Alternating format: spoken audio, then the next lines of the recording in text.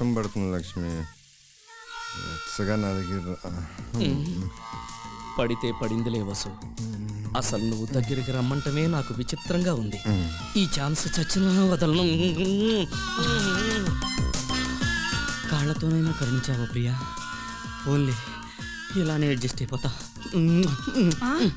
ఇదేంటి సోద్యం, వీళ్ళు ముగ్గురు ఇక్కడికి వచ్చి తొంగున్నారంటే? చంద్రశేఖరం బాబు,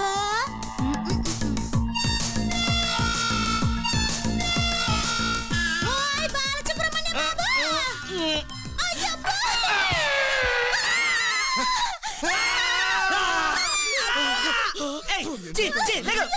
ఏమైందా నీకు? ఏమైనాదా? ఇంకాసేపు ఉంటే ఈ కామేశ్వర చీర లాగేసేవాడు. లాగేసి ఏం చేస్తాడు? శుభ్రంగా ఉతికి తీసుకొచ్చి నీకే ఇచ్చుండే. చాలని ఎటకారా, చక్కగా కొంపలుండగా ఇక్కడికొచ్చి తొంగున్నారేంటి? రాత్రి మా పెళ్ళాలు నేను మాట్లాడుతాను కదా. రాత్రి మా ఇంట్లో కరెంట్ లేదు. కరెంట్ లేదా? మరి నాకుంది. నీది సింగిల్ ఫేస్, మాది 3 ఫేస్. అందుకేనా ఈ 3 ఫేసులు ఇక్కడికొచ్చి పడుకున్నాయి. ఇదిగో కరెంట్ లేంది మీ ఇంట్లో కాదు, మీ ఒంట్లో. ఓ టీవీ అమ్మో, ఏంటి లాయరమ్మా? అమ్మో, సైరన్ స్టార్ట్ చేసింది. మనం ఇక్కడ నుంచి తప్పుకుంటే బెటర్. ఏంటి ఇట్రామా? అబ్బబ్బా, ఏంటి ఏం జరిగింది? ఏం జరిగిందా? మీ ఆయన నా చీర పట్టుకుని గట్టిగా లాగేశాడు. ఏంటండి ఇది? అది నువ్వు అనుకుని. అసలు తప్పు ఆయనది కాదు, నీది. నువ్వు టీవీలో నాజుగ్గా కనపడాలని ఆయన ఎండగట్టకూడదు. మొగుడనేవాడు కిరీస్ నాయల్ బుడ్డి లాంటోడు. ఆడిని చేతులు అడ్డంగా పెట్టుకుని కాపాడుకోవాలి.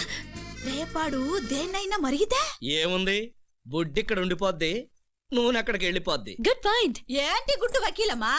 గురువింద తన కింద స్పాట్ మర్చిపోయి అందరినీ వెక్కిరిస్తుందట. అట్టా ఉంది నీ వ్యవహారం. నువ్వు తిమ్మిని బమ్మిని చేసి వాదించి గెలిచినంత మాత్రాన సరిపోదు. ఒక పెళ్ళాంగా గెలవాల్సింది ఇంట్లో. నీ మొగుడే నీకు జడ్జు. నీ తీరు మారితే తీర్పు మారిపోద్ది. శభాష్. నువ్వేం తక్కువ కాదులే, నీకు నియమనిష్టాలు ఎక్కువ. మొగుడు పక్కన చేరితే దేవుడికి ఎక్కడ కోపం వస్తుందోనని కొంగు పట్టుకొని అని మహాభక్తురాలివి. చూడమ్మా, రామాయణంలో ఎన్ని కట్టాలొచ్చినా ఎన్టీఓడికి తోడు నీడగా బతికింది సీతమ్మోరు ఒకతే. ఎన్టీఓడు కాదు, శ్రీరామచంద్రుడు. ఏ రాముడు? నాకు తెలిసింది మాత్రం ఎన్టీఓడే. ఒక మాట చెప్తాను వినుకో. మొగుడనేవాడు పెళ్ళాం పక్కన పడుకుంటేనే మొగుడవుతాడు, లేకపోతే ఆడికి పని ఓడికి పెద్ద తేడా ఉండదు. మాకిన్ని మంచి మాటలు చెప్తున్నావు, నువ్వెందుకు పెళ్లి చేసుకోలేదే? నా పెళ్లి ఎప్పుడో అయిపోయినదమ్మా. నిజమా? ఎప్పుడే? ఎవరితో? నా రాజాతో 20 ఏళ్ల క్రితం. ఆడు నేను ఎదురెదురిళ్లల్లో ఉండేవాళ్ళం. రాజాకి నేనంటే ప్రాణం. నన్ను విడిచి ఒక క్షణం కూడా ఉండేవాడు కాదు. ఓసారి నాకు జ్వరం వస్తే నేను గుడిదాకా నడవలేనని ఆ దేవుణ్ణే నా కాడికి తెచ్చాడు. ఎవరి పాపిష్టి కళ్ళు మాపై పడ్డాయో బంగారం లాంటి నా రాజా నాకు దూరమయ్యాడు. ఆ రోజు నుంచి నా రాజా తిరిగి వస్తాడు, నన్ను తన దానిగా చేసుకుంటాడని ఇన్నాళ్ళు ఎంతో ఆశగా ఎదురు చూస్తున్నాను. చూడు లక్ష్మమ్మ, మొగుడు విలువ అతను లేనప్పుడే తెలుస్తుంది. అందుకే భర్తని ఆదరించి సంతోషంగా కలిసిమెలిసి ఉండండి. నువ్వింతే. నా పాలిటి ధనలక్ష్మిల్లారా, తినండి తినండి, బాగా తినండి. కడుపు నిండా తిని బిందెలు బిందెలు పాలివ్వండి. ఇదేంటి పార్వతి, గేదెల కలజోళ్ళు పెట్టావు?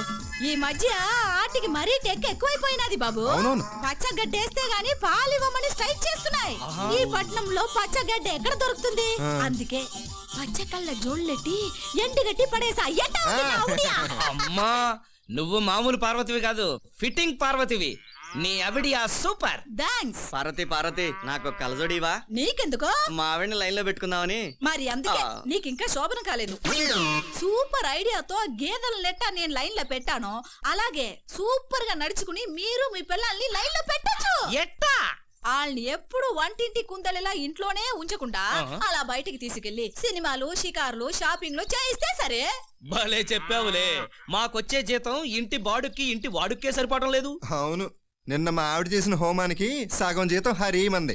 ఇంకా ఏం మిగిలిందని సినిమాలకి షికార్లకి తీసుకెళ్ళమంటావు? నన్ను అడిగితే నేను ఇవ్వనా?